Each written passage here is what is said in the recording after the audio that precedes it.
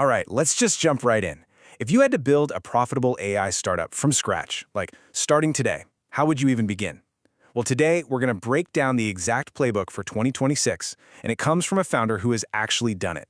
So, this number right here, $215 million. What is that? Well, that's the valuation of a company called Opus Clip, and what they do is pretty cool. They use AI to turn long videos into those viral short clips you see everywhere. The guy behind it, the co-founder and CEO, is named Young. He built this thing in just 2.5 years. So yeah, his strategy is definitely what we're going to unpack today. So, how would you build a profitable AI startup in just 30 days? I mean, really think about it.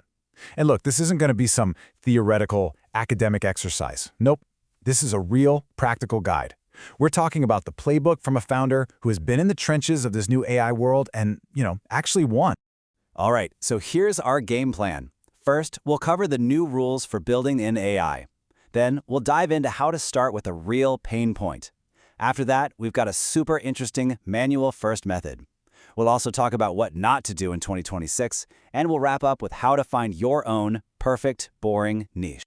Okay, so first up, the new rules for AI.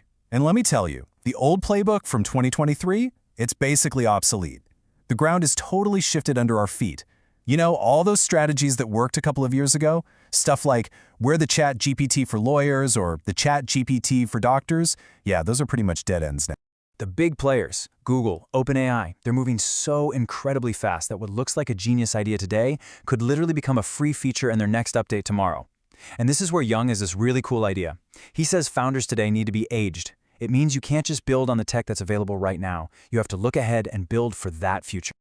Okay, so that brings us to the first and maybe the most important principle. Start with the pain. You got to build a real business, not just a cool demo. The real goal is to find a genuine, burning problem that people are absolutely desperate to solve. Your focus has to be on the business problem first, not just the cool AI tech. And Young puts it perfectly. He says, you should build a real business with a product, not a cool demo. And that really gets to the heart of it, right? I mean, anyone can make a cool demo that looks like magic for a few seconds. But a real business that solves a painful job, it replaces some awful, tedious, clunky workflow that people are already suffering through. So the big question is, what are people already doing to solve this problem? And the key to spotting that pain is to look for the messy workarounds.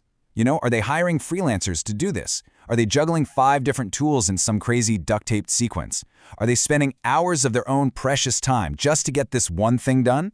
If the answer is yes, then bingo. You've just found a real business opportunity. All right, so you've found the pain. The next step is obvious, right? Build an app. Well, not so fast.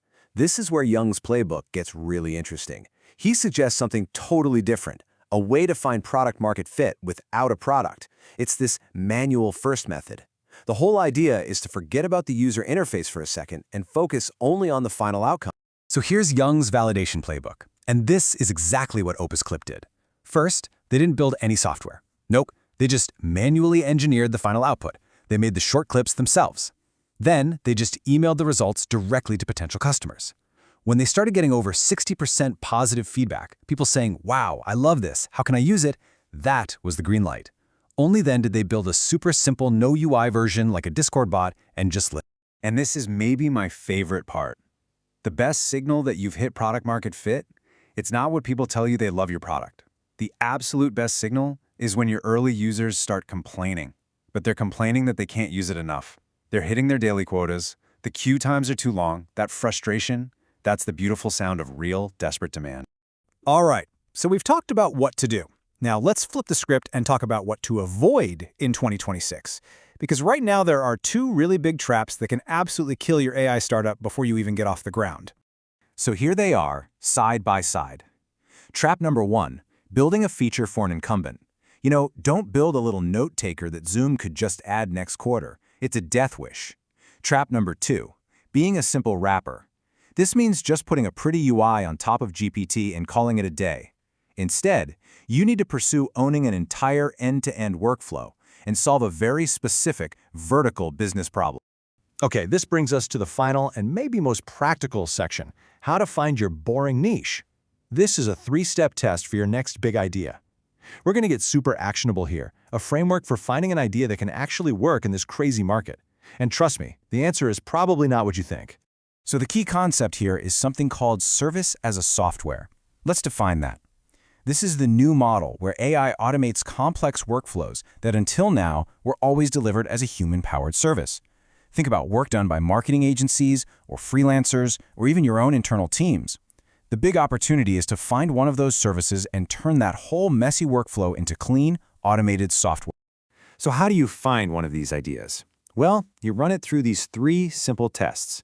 First, the niche test. Is this idea so specific it can't be segmented any further? Second, the boring test. Is it in an industry that most people find, well, uncool? Because the cool industries are 100 times more competitive.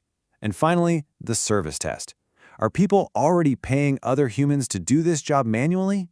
If you can check all 3 boxes, you're onto something. And this all points to this massive shift that's happening for all of us. Young has this perfect analogy for it. He says, everyone can drive a car, but there are still Formula One drivers. And that's just brilliant, right? The tool, the car, becomes available to everyone, but that doesn't mean expertise goes away. In fact, elite skill and strategy become even more valuable. So what does that actually mean for you and me? Well, it means that as AI starts to handle the how, the barrier to just making things is basically dissolving. AI can handle the execution. It can edit the video, it can write the code. Your value, your most important asset, is now your unique strategy, your storytelling, your perspective. It's the what and the why, not the how. And so that brings us to the final question, the one that turns this whole explainer into a challenge directly for you. What boring problem do you know how to solve? Seriously, forget the flashy AI demos. Look around you, at your job, in your industry, your hobbies. What tedious, manual, boring service exists that you understand inside and out? Because that right there might just be your $215 million idea.